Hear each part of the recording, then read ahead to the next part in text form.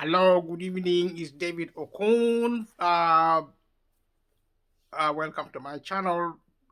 Thank you for your support and thank you for subscribing if you have subscribed. And if you haven't subscribed, thank you also for watching this video. And welcome to looking at Elon Musk. The reason I'm looking at Elon Musk because he's the second richest man on earth, and he is an American, and I'm talking about him because of the cost of living. I've been actually talking about the cost of living as a crisis in Britain, Europe, America, developed world, in the East, like in China, in Russia, Ukraine, and it's reportedly the case that the cost of living is a product of the war in Ukraine, and that is true in as much as that is the truth in part. But I would say the main reason for the cost of living in Britain and also across the globe has to do with the nature and manner in which the capitalism is an economic system operate in Britain and across the globe. And I've said at the outset of this program that what happened in Britain, what happens normally in Britain, also happens across the globe because of globalization. What happened in the developed world also happened in the developing countries. So, and looking at wealthy people is relevant to the cost of living because the cost of living is an income related problem to do with low income in particular. It's a crisis when people face crisis. They face crisis because they are suffering from the effect of low prices, low pay, low level of benefits, such as in Britain, and a lot of taxation, the cost of food, the cost of energy, the cost of water, and the cost of products which are actually necessary, the cost of transportation. These things are actually unnecessary in a country like Britain, in a country like the developed world, and also developing world. Every time a poor person pays for food, every time they pay for fuel and energy, or even water or transportation, every time they pay for anything which is actually necessary, this is a feature of taxation which affects mainly those on low income. If you work for a living, you are actually poor because you can suffer the effect of any crisis happening. Even if you are well paid, even if you are a CEO or a director of a company, you're a technocrat who actually get paid well, and still they are vulnerable when it's a crisis because they work for a living. And I've said it at the outset so that people are aware if they are poor or if they are rich, and it's necessary, especially in the developed world where poverty may not be really obvious to everyone. People feel good about life. There is a lot of wealth going around with the credit economy, with the credit instruments. People borrow money. People actually borrow money to buy houses.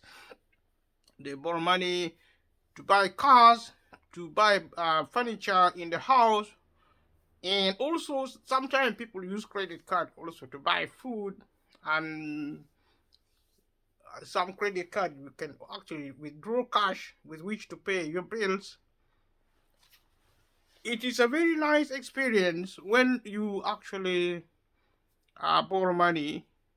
It is very nasty when you're paying it back, and people need to identify factors that makes them factors making them vulnerable in an economic situation, And that's in my explanation has been the cost of living. It no matter where you are. It is slightly different in Africa, but actually essentially the same. And therefore, I decided to look at wealthy people and compare them with poor people who are the many.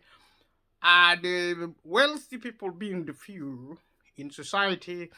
Look at Jeff Bezos being the third richest man in the world.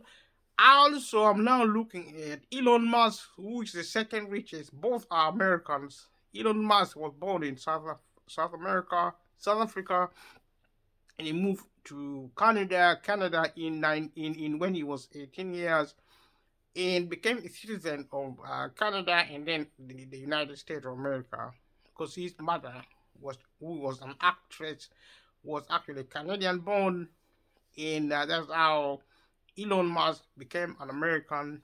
I was born in South Africa in um can't remember in South Africa where he's born, but he's born in one of the biggest cities in South Africa. And when he came to America, he worked his way through society, through the ladder of society, and became a multi-billionaire. He's worth in his hundred of billion, I think 211 billion US dollar. And so he has so many different companies. Tesla is his company, one of his companies, and also SpaceX is one of his companies. I'm now looking at the boring company, which bore holes, maybe for tunneling machine, and which actually owned by Elon Musk. And look at my other videos and compare them with this, because they are connected, and I will try my best to actually cover in this video all of the information covered in the other videos. So do your best, if you have time, to watch as many of my videos as you can. Subscribe to my channel if you haven't subscribed, to support it. If you like the content, support the channel and subscribe. And also share with your family and friends and colleagues. Click the notification bell, and leave a comment below. We're going to look at the boring company of Elon Musk. And in 2018, they made an inauguration of the boring test tunnel. And the boring test out to test how the equipment works in a place called Hawthorne in California. And so we continue to look at this material to give us a view what this company and its product looks like. In 2017, Musk founded the boring company to construct tunnels and reveal plans for specialized underground high occupancy vehicles that could travel up to 150 miles an hour, 240 kilometers per hour, and this circumvents above ground traffic in major cities.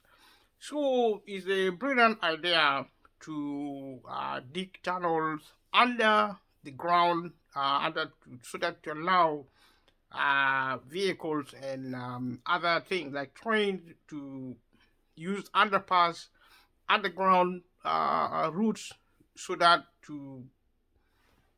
to solve the problem of traffic. So in early 2017, the company began discussion with the regulatory bodies, and initiated construction of a 30-foot, 9.1 meter miles, a meter wide, 50-foot or 15-meter long, and 15-foot, 4.6 meter deep test trench on the premises of SpaceX offices that required no permits. So they did not need any permit. So they used existing facilities within the SpaceX premises, and there were discussions began with the regulatory bodies. These are actually government infrastructures, and then afterward they initiated construction of some 30 foot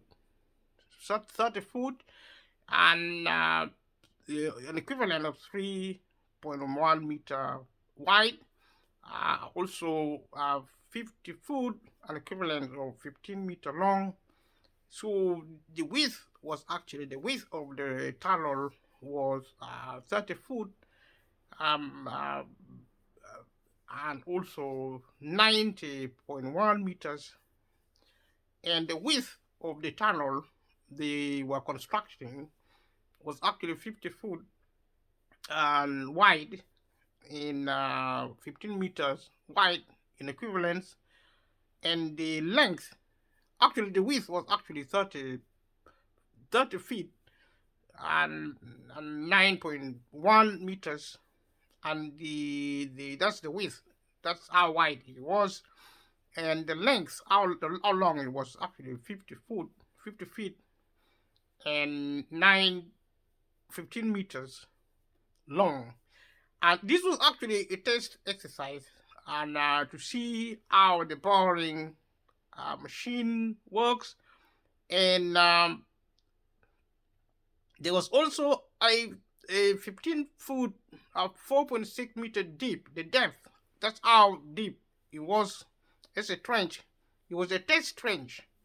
So it was actually the trench intended to test how the system worked. This was done on the premises of SpaceX offices, and that required no permit. So if they were going to do it, and they were actually digging under the office of SpaceX, so they used the office ground to dig the trenches, to dig the tunnel underneath the office, and then they didn't need permission to do that, and so they did that. And the Los Angeles tunnel, less than 2 miles, 3.2 kilometer in length, debated to journalists in 2018. This is actually the process of building these tunnels with the boring tunnel instruments. As Tesla, Elon Musk was trying to develop this infrastructure. It used Tesla's Model X and was reported to be a rough ride while traveling at suboptimal speed. So it wasn't smooth, and it was actually rugged, and they were actually testing and really trying to experiment with the boring tunnel. So 2 tunnel projects announced in 2018 in Chicago and West Los Angeles have been cancelled. So the other projects were in effect cancelled. This was way back in 2018, and the reason being perhaps they were actually trying to do tests elsewhere. However, a tunnel beneath the Las Vegas Convention Center was completed in early 2021. In 2021, a tunnel beneath the Las Vegas Convention Center was completed, which is actually very recent in 2021. and that was actually a very impressive progress. Local officials have approved further expansion of the tunnel system. Um, so there are continuation with the project of tunneling, and the boring company doing the tunneling work. And in 2021, tunnel construction was approved for Fort Lauderdale, in Florida. So the progress is continuing. We are going to look at Twitter, and we looked in the previous video to show how to demonstrate the expansive operation of Elon Musk when he acquired Twitter, and uh, and uh, and uh, when he made an offer in April 2022, Musk expressing interest in buying Twitter as early as 2017, having previously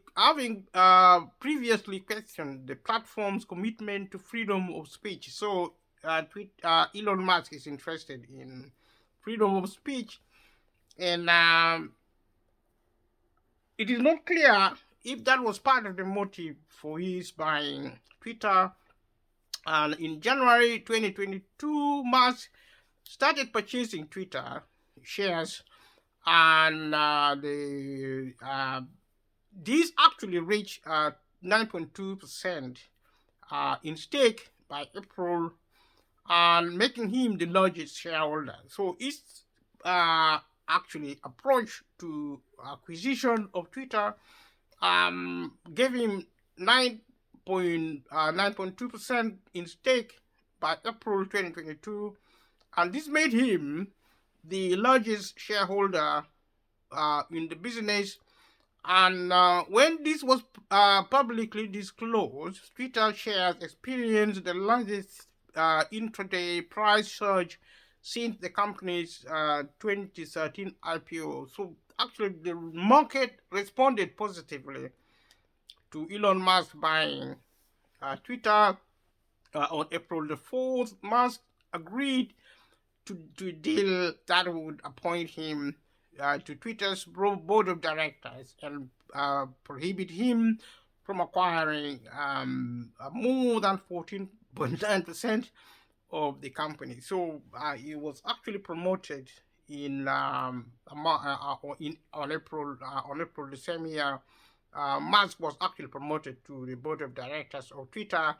At the same time, he was actually restricted and with the prohibition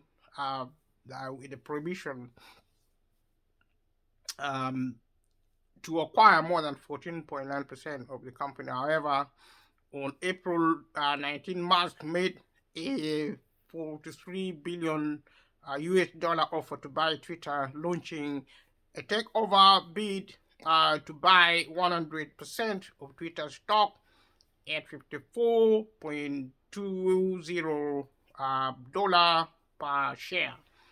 So, this, in spite of attempts of the board of directors to control Elon Musk in his acquiring, on April the 13th, Musk made an offer of 43 billion US dollar to buy Twitter.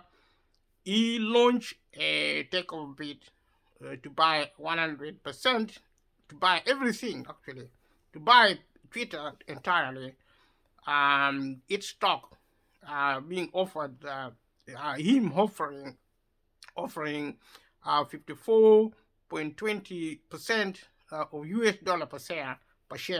In response, Twitter's board adopted a poison pill shareholder rights plan to make it more expensive for any single investor to own more than 15% of the company without board approval. So the bitter a poison pill shareholders right. This is some sort of a strategy offered to Elon Musk, and it's the tactics actually from the board of directors of Twitter to try and make it really hard for Elon Musk to buy Twitter entirely, and this actually made um, actually attempted to make it really expensive, and it's very expensive exercise for somebody to buy an organization like Twitter, so that it could not buy more than 15% of the company without board approval. The board didn't want to approve. Nevertheless, by the end of the month, Musk had successfully concluded his bid for approximately 44 billion US dollars. So he, in spite of all the bottlenecks, all the challenges he faced with the board of directors, Elon Musk still went ahead and bought actually Twitter for 44 billion US dollars.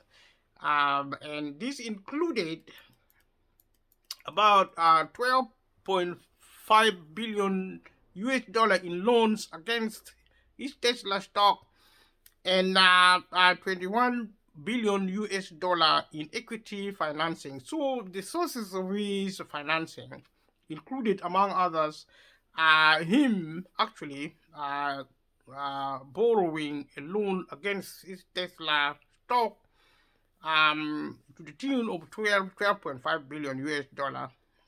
He's been getting this loan and against his Tesla stock, and also getting 21 billion in equity financing. This is a story of his buying Twitter. So Tesla stock market value sank by over 100 billion US dollar the next day in reaction to the deal, causing Musk to lose around 30 billion US dollar of his net worth. So the market reacted negatively when Elon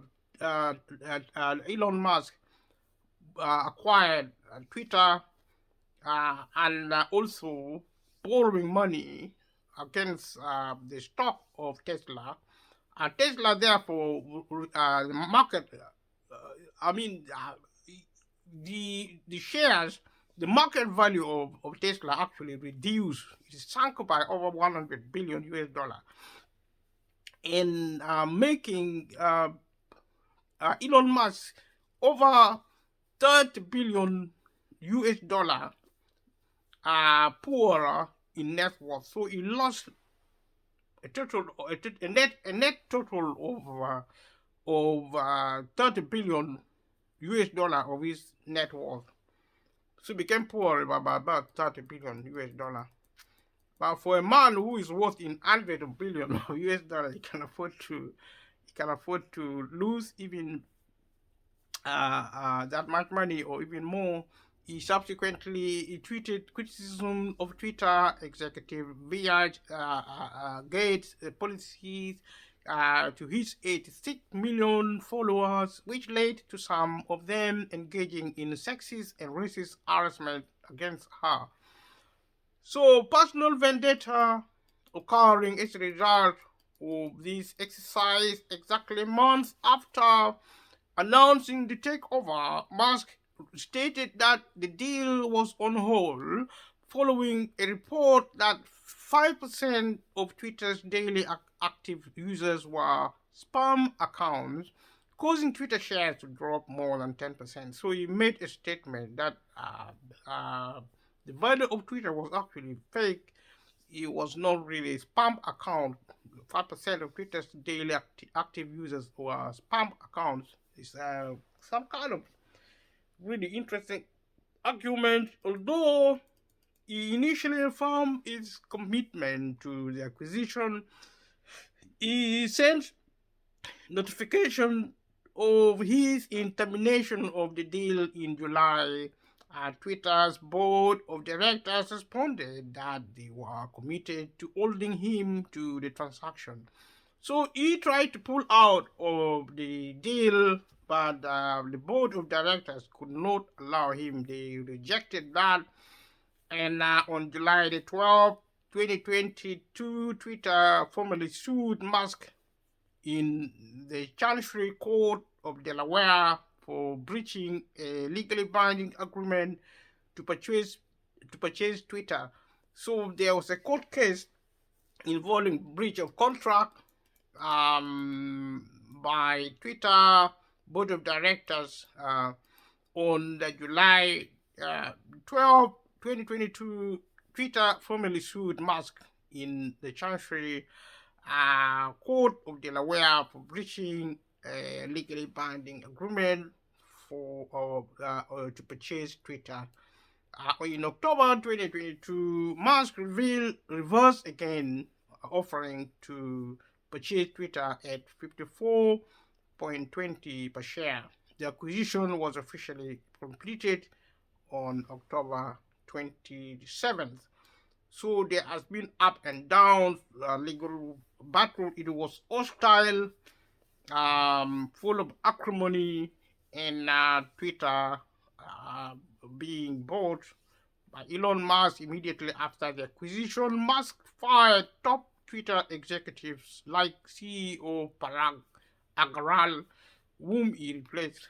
So, so there was war when he bought Twitter. He sort of fired the CEO, and he became the CEO of Twitter. He instituted a nine nine $7 and 99 pence monthly subscription for a blue check, and laid off a significant portion of the company's staff.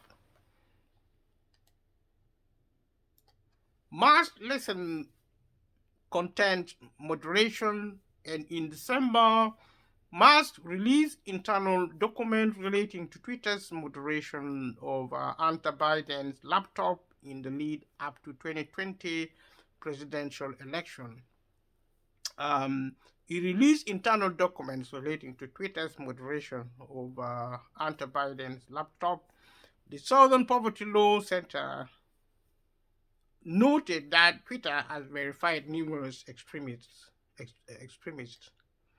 A study of millions of tweets following the acquisition indicated that hate speech on the platform has become more visible under Musk's leadership. So, a lot of problem within the first week of ownership. Musk made a series of short-lived decisions and changes that he quickly reversed, including introducing a paid blue checkmark, creating an official label, and forbidding linking to one's profiles on other social media platforms. So he tried to make reforms. On December 18th, Musk posted a poll to his Twitter account asking users to decide whether he should step down as the head of Twitter, with 57.5% out of the more than 17.5 million votes supported that decision. Musk then announced that he would resign as CEO as soon as I find somebody foolish enough to take the job, he said. So it's not clear if he has resigned now, because this was last year in December. And I want to look at leadership style in the next video. Thank you for watching this. We're looking at Elon Musk of SpaceX, and we're looking at his experience with Twitter. One of the latest of his acquisition. He is a multi-billionaire worth in hundreds of millions of US dollars. Elon Musk is the second richest man in the world, and is probably the richest man in America anyway. Jeff Bezos being number 2 in America and number 3 in the world. The richest man is Bernard Arnault of France, and I'm gonna look at Bernard Arnault after Elon Musk. And thank you for watching this video. Subscribe if you like the content. Click the notification bell and support the channel if you like the program, and share with your friend and family. Leave a comment, and thank you for watching. Thank you. Bye bye.